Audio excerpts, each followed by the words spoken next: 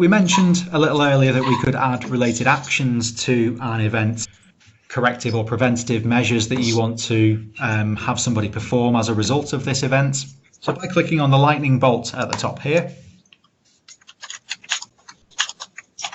the window pops up in front and asks us for some details around the action that we need performing. So again, your red asterisks indicate that fields are mandatory. You'll also see in some of these fields here, we've got some numbers in the bottom right corner here, which indicate that there are minimum character requirements in here. So we need to be making sure that we've added the right number of characters this particular record. Got it.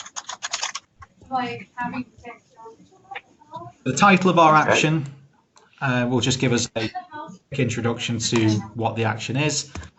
And in the description, we can be a little bit more descriptive as well.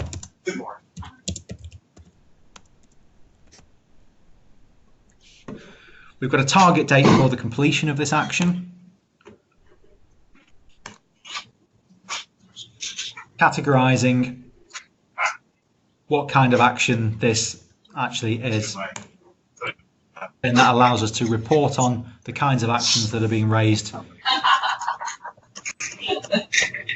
Okay. We can identify the priority of this action, so how urgently does this need to be tackled,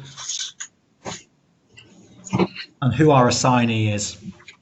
So if it's an AVA user, we get a list of AVA users to assign this action to. It's worth pointing out as well that we do have the option to add an unlisted user action to, and that allows us to enter a name and email address of the person who is going to be assigned this action. Now, it's really important to note that if we do assign any actions to unlisted users, this will not give them access to the system to actually close out the action. So any times that we actually assign an action to an unlisted user, the responsibility will be with the creator of the action to actually close that down once it's been completed. If we select an AVA user, then that user will be able to obviously view this action within the system, complete their completion or fill in their completion details, attach any attachments that they need to, and mark actions as complete. We've got the option to allow the assignee to reject the action. So if we say yes to this, this will give the option to the assignee to reject the action and say that this isn't for them. If we say no, they need to, or they have the responsibility to close down that action. And we've also got the option to allow the assignee to verify the action. So if we say yes, then that action will close once the assignee is complete. Got it.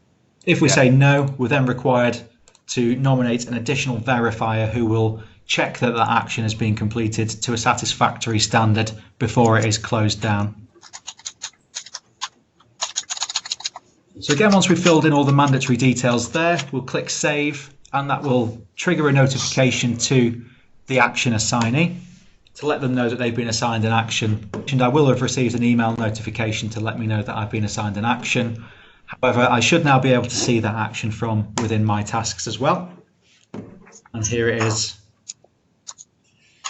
for me to go in and perform. So as an action assignee, I can open up this action.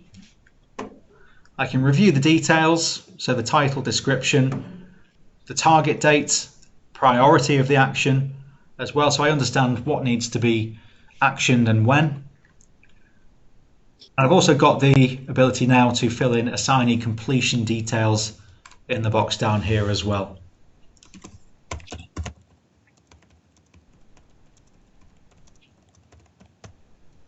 So I can enter the details of what it is I've done to complete that action.